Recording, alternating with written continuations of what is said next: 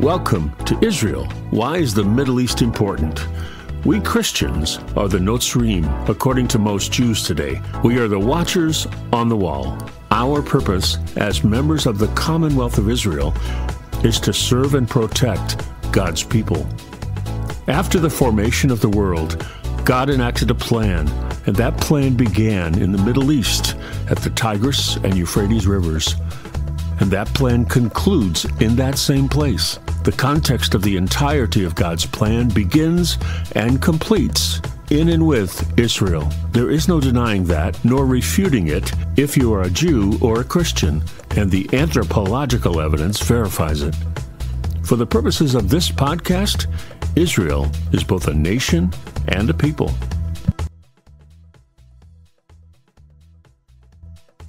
Welcome back, friends. This is Jeff Pelletier along with Neil Johnson, and this is Israel. Why is the Middle East important? Let me get that right. Why is the Middle East important is the name of our podcast. Israel, why is the Middle East important? And Neil, I wanted to ask you a question before we get into our subject today, which is about the book of Judges, by the way, folks. We're going to be talking about the book of Judges. But Neil, why does God repeat himself? Well, that is called remez, and he repeats himself, in my opinion, because you can link together all those different, almost same verbiage, sometimes like verbiage, same concepts, and you can get a bigger picture. Okay, so that he repeats himself so that we can fit those pieces together. That's my opinion. That's your opinion? Yeah. My opinion is that we're blockheads. Yeah, and that's perhaps true as well. But certainly this idea of the Bible, I forget the term, but it self-examines itself. It self-repeats itself. It self-verifies itself. And that's why a lot of times believers, Jewish or non, will say, if God said it once, that's enough. It should be, right? It should be enough. And yet you can get a much bigger picture than just if he says it once, you can come to a wrong conclusion than if you put together a whole bunch of verses and you have a concept. There you go. So another thing that I was thinking the other day before we get into the book of Judges is the idea that God is in the redemption business and that the Bible is a book of redemption. Sure. Right? So why do we need that? Why is God in the redemption business? Well, I think we get to read that almost from the very beginning, that the earth was created, and almost immediately the inhabitants, our forebears, messed it up. And whether that was with some help from outside entities, that seems to be the case. Yep. And for some strange reason, as we always say, God still likes mankind, loves mankind, and wants to bring them back to what they once had. And we continue to screw it up. We continue. We continue to make that same mistake over and over, it seems. Right. And we're just men. We're not created beings. We're not angelic beings. But even of the angels, it says, speaking of man, they desired to look into these things, meaning these things being, why does God care about them? Why doesn't he just get rid of them? Why is he patient? All these attributes of God that come with this idea of why this redemption. And the redemption is because, for some reason, King David asked the same thing in Psalm, what is man? Why do you care? That you would be mindful of him. You would be mindful. Exactly. And for some reason, thank God, God is concerned about mankind. Yes, he is. So that brings me to, it's going to bring me to Judges here in one second. But before I go there to Judges, I want to, we were talking this morning in a Bible study about the idea that 70 people ended up in Egypt during the great famine with Joseph. 70. And those 70 people were redeemed from a famine. Right. Right? So there it is. There's another example in the redemption business, right? And they were saved by their son, the son of Jacob. Right. Joseph. Right? He saved them, Type of Messiah, right? There it is again. He's repetition and redemption. And Joseph is perhaps the clearest type of Messiah of all the types of Messiah there is. Yeah. He was gone for a period of time. He looked like a foreigner. He seemingly didn't speak Hebrew. In other words, his brothers, Israelites, didn't even know who he was, but some painted up Egyptian. And that's like a lot of Jews today. They look at some picture of Christ and on somebody's mantle, let's say, and they see a 6'4" blonde-haired Scandinavian, with blue eyes, with blue eyes, perhaps. Yes. And that is not entirely accurate, but everything Joseph did, that is a very much a picture type of what Messiah did and has done and is doing in our day. And Noah was a type of Messiah, and Absolutely. And then Joseph, and then Moses was a type of Messiah. And God is in the redemption business. And so, folks, the reason I'm bringing this up with Neil right now for you, it's for you and for me as well, and for Neil, is that God repeats himself for a reason. He wants us to get it. He wants us to live it. He wants us to be it. He wants us to really grasp this.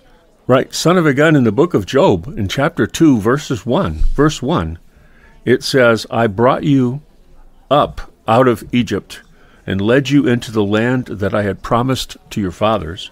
Who was that? That was Abraham. And I said, I will never break my covenant with you. So no matter how many times you screw up, no matter how many times things don't go well, no matter how many times things go badly, I will always give you a way back to me. Right, and not the church, quote unquote, right. But he's speaking to Israel. And by the way, it is Judges, not Job. Judges, that's correct. Did I say Job? You said Job. I did? And that's okay, but because there is quotes from Job as well. Put those words back in my mouth. But it's Judges 2:1, and God says, I will never break my covenant with you. Well, who was he talking to? He was talking to Israel. Yeah. So, again, and we've said this before, if he could break his covenant with Israel, he could simply and easily break it with the church. Of course. The non-Jewish church as well. Yes, that's correct. That's correct. But because we know that through repetition that God is a person of his word. Of his word. That we have no fear of that. We have no fear of that ever happening, and he repeats that particular promise of all of his covenants, but certainly to the land covenant, over and over and over. Over and many over. times throughout many generations, throughout many centuries, through many men, prophets of Israel.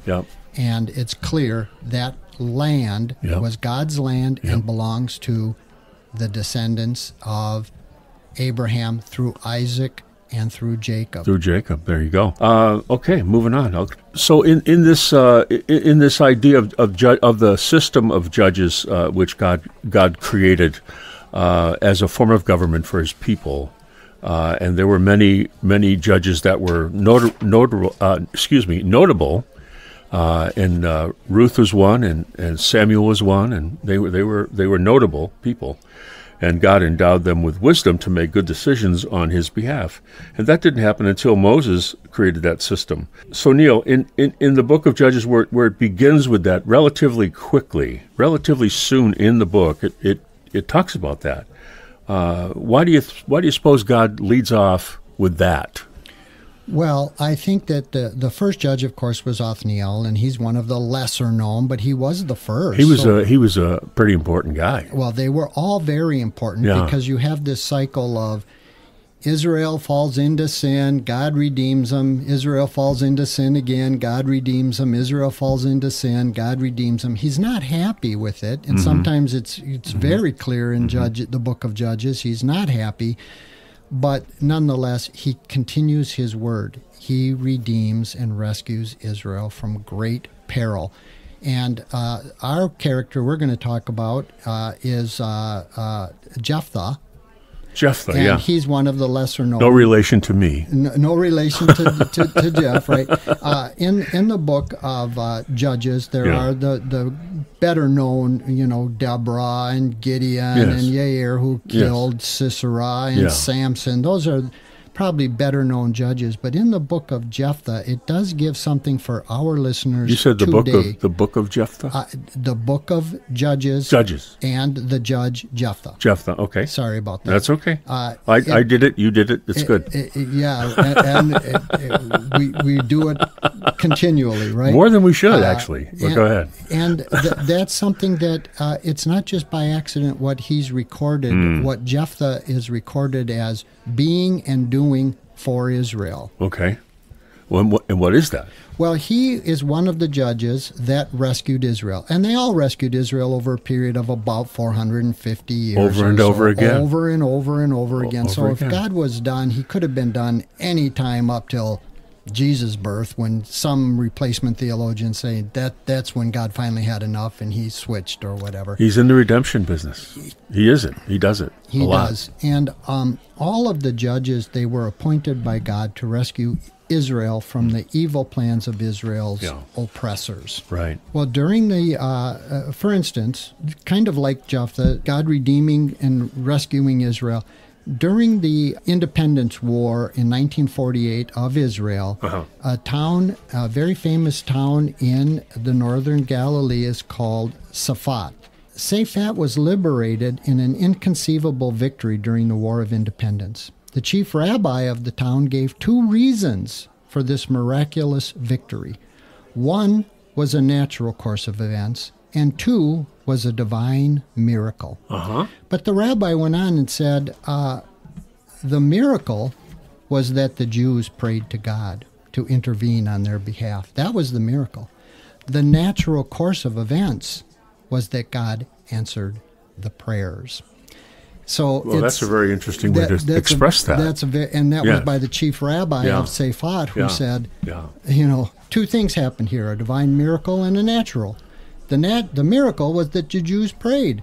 The natural course was that God rescued them. Because he would. It's just an automatic effect. It's going to happen. Yeah, it doesn't mean God's happy with everything. Right. We know that from other But it's not a miracle. But it's not. Because he's in the redemption business. Because that's what he does. That's what he does. Right.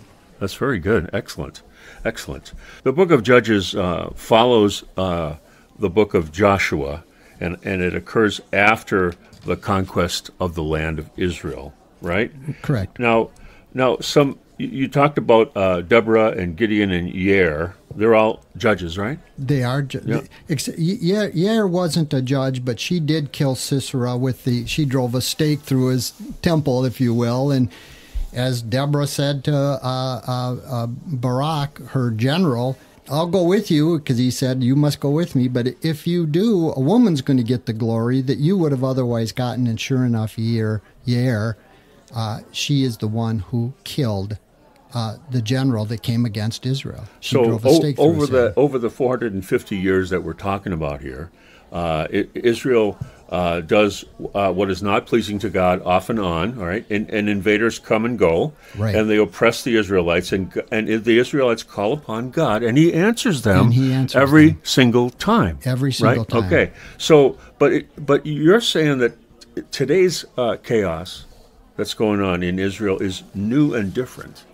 Right. Why is that? And what I'm saying is today's chaos concerning Israel is new and different in that some people think it's new and different. But it's not new and different. I see. It is what has been will be again. We always say that. There's nothing new under the sun. Is there a case where one can say, look, Jeff, look, this is new? In other words, the present war. No, this stuff has already happened in ages past. In some form or some event, you've seen it before. Thus, our story of Jephthah, when we get to speaking more specifically about what he did. So let's talk about Jephthah. So Jephthah was the Gileadite? How do you say that? Gileadite, yeah. Gileadite, there we go. Yeah. And a mighty man of valor, it says in Judges 11:1, and he was the son of a prostitute. That's correct. So he had all that going for him. That's correct. Yeah. And what we have to realize is that, and the whole purpose of talking about Jephthah is to show that, look, God is faithful, and God rescued Israel in the past, and it will happen again today, even though it's sometimes because it affects us, and I'm saying all of us, our listeners and you and I, we think it's different. We think it's new, but it's not. As far as And before you go forward with that, and don't forget your place there. But that's why we started off this podcast the way we did, to validate the fact that God is in the redemption business. He repeats himself over and over. He never fails to live up to his word and his covenant to the people.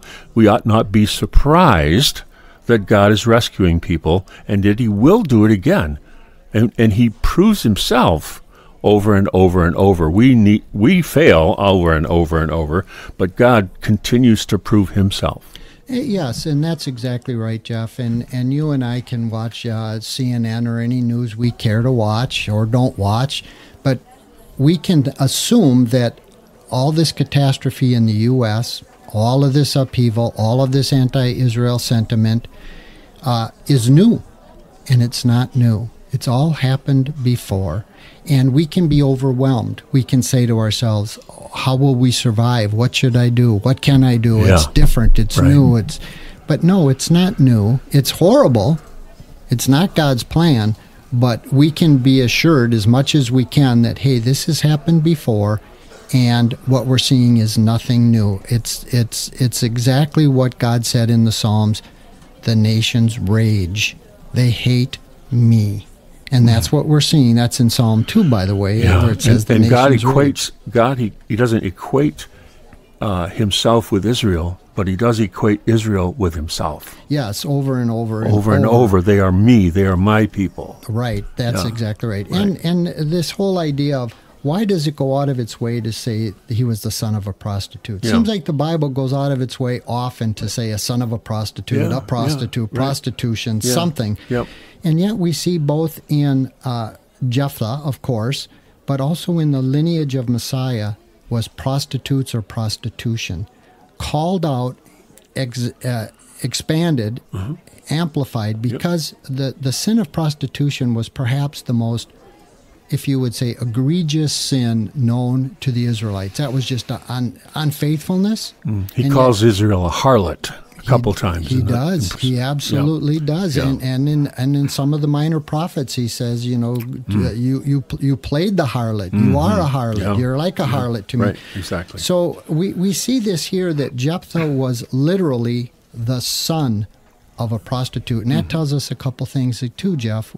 One, we're going to see this great man. It says he's a great man. He's a great man of valor, but he was the son of a prostitute. That's quite amazing. In other words, nobody is above redemption in the Bible. This whole issue that you said, why does he do? He's in the redemption business. That's right. Even the son of a prostitute, even a prostitute herself, because many people didn't redeemed, they were all restored, and they're mentioned by name. So here we have again Jephthah in the Bible being called out specifically. He was a mighty man. He delivers Israel. Now Jephthah, in this story we're going to talk about today, has a correspondence with the king of the Ammonites. Right. And the Ammonites were the incestuous product. That's right. Again, a sin issue, right?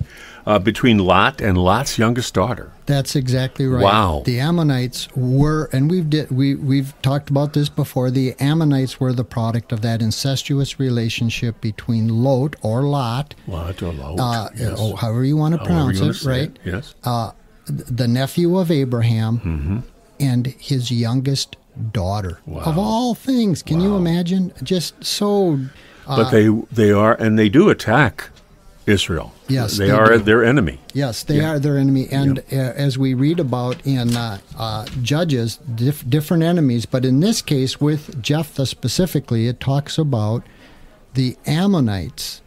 And one of the things it says about the Ammonites is they were the enemies of Israel and wanted the land of Israel. So in other words, nothing is new under the sun. They were foreigners. Yes, it talks about Philistines and Midianites and others of that area of Canaan or around the present-day Israel, in or around the land, had come against Israel, but God always delivers them. And one of this group was the Ammonites, who were the product of this incestuous relationship. But even so, God didn't say, boy, that makes me ill. I'm done with you. In other words, no matter what your station in life, no matter what you've experienced, you always have the hope, the promise that God will be faithful. He's above our thoughts. It's amazing. You know, the theme that I'm taking from that is that God loves people, but he hates their sin. That's correct. It's not that he hates them. He hates their sin. He hates what they do. He doesn't like when they do things against his will, but he loves the people. That's true. There's just no doubt about it. And it's really hard when you're involved in some sin because it's human nature. We want to wait the appropriate time. We want to do the appropriate afflictions to ourselves, and then we feel better, and then maybe we'll approach God again, or maybe we won't. Yeah. But God already knew what you'd do before you even did it. I know. So it becomes one of those things. But you had mentioned, why does Jephthah engage in this? What is the point of that discussion? Correspondence with this king of the Ammonites. Yes. Well, you could ask yourself, okay, got it. Jephthah repeats the king's position, the Ammonite position, all their grievances, all their wants. Yeah. But Jephthah, if you read this, starting in about chapter 11, I think is where Jephthah first of Judges, said, of Judges. Yeah. The question is, why? Why would Jephthah start engaging in this course of interplay with the king of the Ammonites?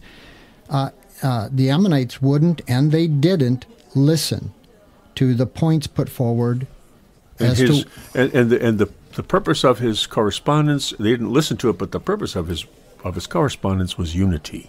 He was trying to not be enemies. Right. In other words, why engage them to hear their side of the story?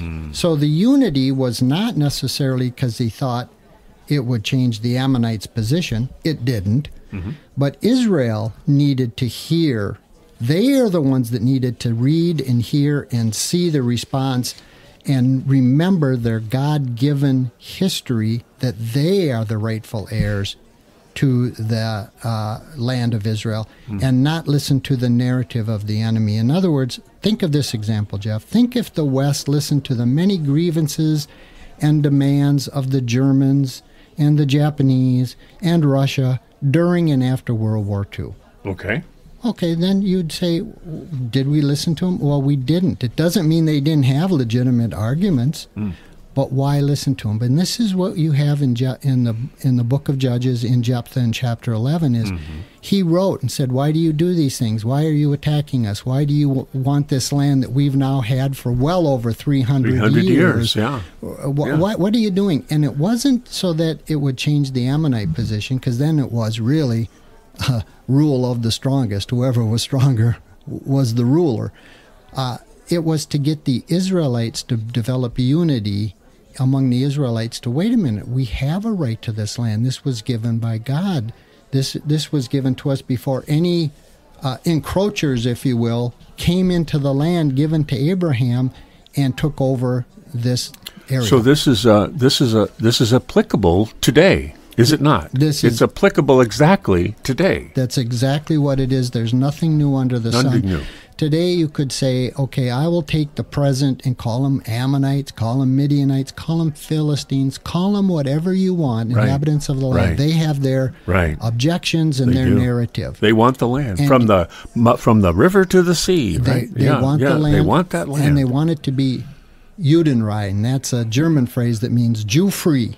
Free of all Jews. Wow. And if you kill Jews, well, they deserve it. Right. That's the narrative of the modern day Philistines, if you will, but or it's Ammonites. It's not theirs to have, is it? But it's not theirs to have. It's none of their business, as my mom used to say. Biblically speaking, God said, it's my land, and I give it to you. And he gave it to Abraham first in about chapter 15, I think.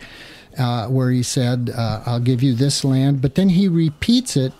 He repeats the promise both to Isaac and then again to Jacob, first to Isaac in Genesis 26, and then he repeats it again to Jacob in Genesis 28, so that you won't be confused as to anybody, because these are Semitic peoples. Right? They're Semitic, but he gave it to a specific family lineage that comes down to the Jews. I can hear my preterist friends in the audience right now yelling at their smartphones as they listen to this and saying things like, "But the new covenant takes away all of that. The new covenant, it's Jesus. It's a brand new thing. Everything is new. What's the matter, Jeff? Don't you understand what's going on?" but then they haven't actually read the covenants. Right. They haven't actually read them. Right. There's no obsoleteness to those covenants. Right. That's a forever. Yeah. It's forever. How long is that? Right. Well, some people, preterists, would think until Jesus came. And that is the problem. But that's not forever, is it? Over and over Yeah. and over, it's Yeah. written through the prophets, through the centuries, Yeah. as I said. Yeah. You're right in this case specifically to the land. And look at what Israel did with the Gaza Strip, right? How many years ago did they give that up? They walked out and gave the whole thing over in about the year 2005. 2005, they captured the Gaza Strip in one of their wars. That's right. right. And it was theirs anyway, right? God gave it to them. They got it, but then they gave it back. Not gave it back, but gave it over to Hamas and the Palestinian Palestinians, Authority, which the present modern day Philistines, if you will, they voted in by vote. And there's never been one since, nor there has only one. There was one vote for the Palestinian Authority, too. Yes. They've never had other votes. They have one choice. Yeah. But they voted in Hamas to take over that Gaza Strip, and the Jews. There's no Jews in the Gaza Strip. None. They can't be there. No. But there's Jews, there's Arabs all over There's Israel. Palestinians that work in Jerusalem every day. And powerful people. Yep. They're judges, Yep. they're politicians, Yep. they're everything. Yep. But there are no Jews, In Gaza. none allowed None. in Gaza. Yeah. None. So You can't be a Jew and live there. but let's go with what happened here on October 7th, right? Where I was going with it, Neil, is that Israel gave it away. Weren't supposed to. It's their land, right? But in order for peace to be, they give it away. They give it to the Palestinians, right? As a gesture of goodwill, right? And peace, there is no peace. Right. Right? It comes back. They actually made a mistake, and it came back to get them. It came back to hurt them. Well, that's not the first time, if you will, I that know. Israel has I made know. a mistake. Yep. And that's what the whole book of Judges is about, is Israel believes in God during the period of one of the great judges, 9 to 12 of these judges over 400 plus years. And they're God believers. They follow God until that judge dies. And then they go into sin of some sort. And then evil approaches them. Yep. And they call on God, and God rescues them.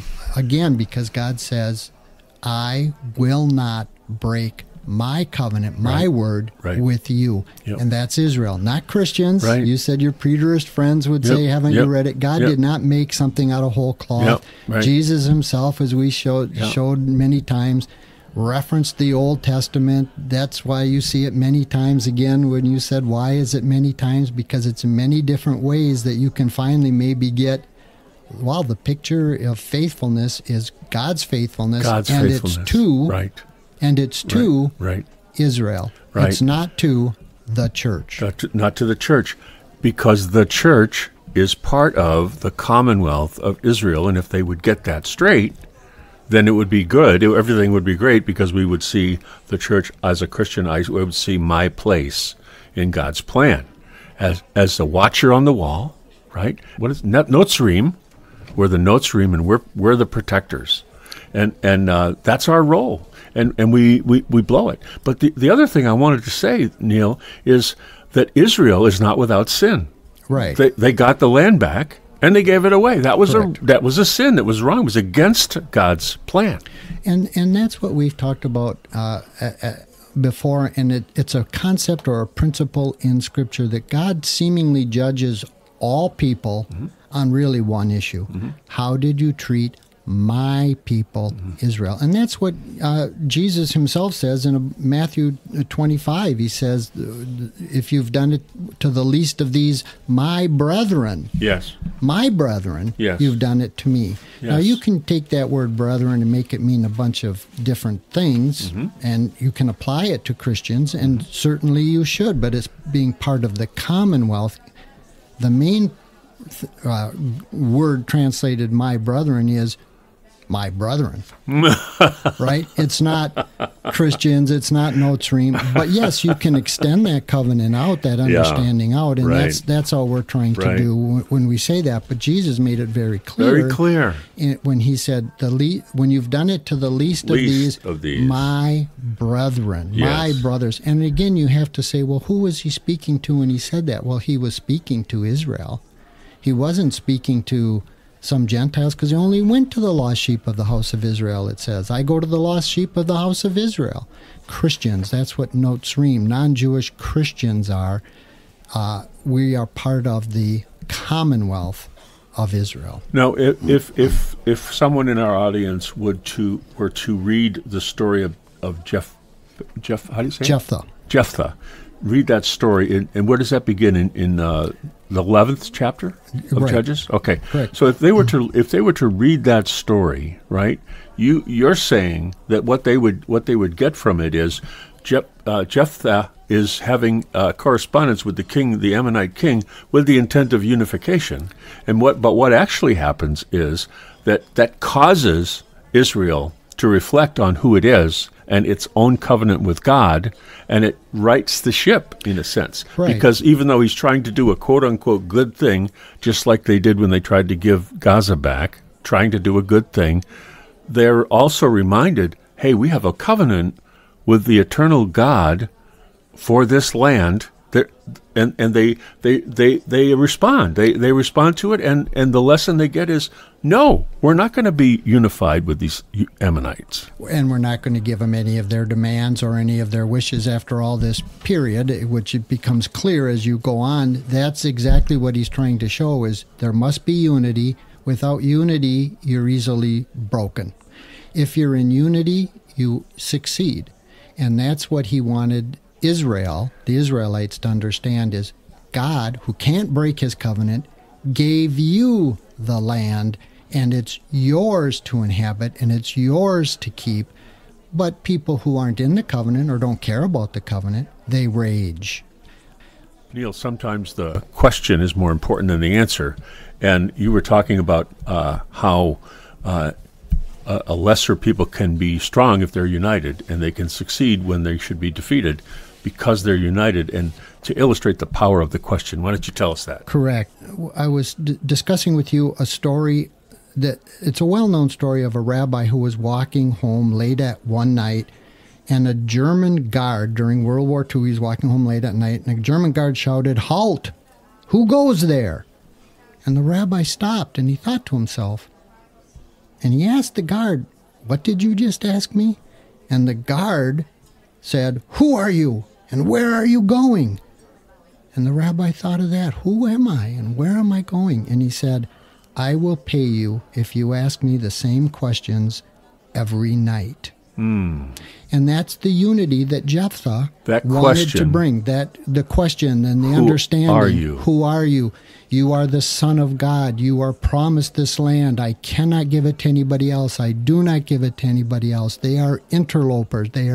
They don't have a right to the land. And that's what Jephthah wanted Israel to understand, that they have the right. They are the natural inheritors of this land of the promise, this promised land. And that's why Jephthah wrote to the king of the Ammonites, not to change their mind, as we said, because it didn't, but so that Israel would hear and read and see and go, yeah, wait a minute, God gave us this land. God told us we'd have it. God anointed us through his divine providence to inhabit this land, and so we will. Stay tuned for a special Hebrew blessing at the end of every episode, including this one. This has been a great discussion. I look forward to how it continues to unfold. As you can tell, Neil and I enjoy talking about the subject, as it helps us to get to the root of the matter about God and why Israel and the Middle East are so important. Thank you for listening to this podcast, and we would love to hear from you. Visit us at our home at podbean.com. Israel, why is the Middle East important? That's podbean.com. Israel, why is the Middle East important? And you can find us any place great podcasts can be found. And you can find us on Facebook using the same title. And you can email us at whyisthemiddleeastimportant@gmail.com. That's whyisthemiddleeastimportant@gmail.com. We'd love to hear from you. And if you like what you hear, please invite your friends to the conversation. You know, one thing Neil and I always say to each other is, I don't know, because it is by having an opinion, yet holding it with an open hand, that we continue to grow. Shalom. See you next time. Wait for the blessing.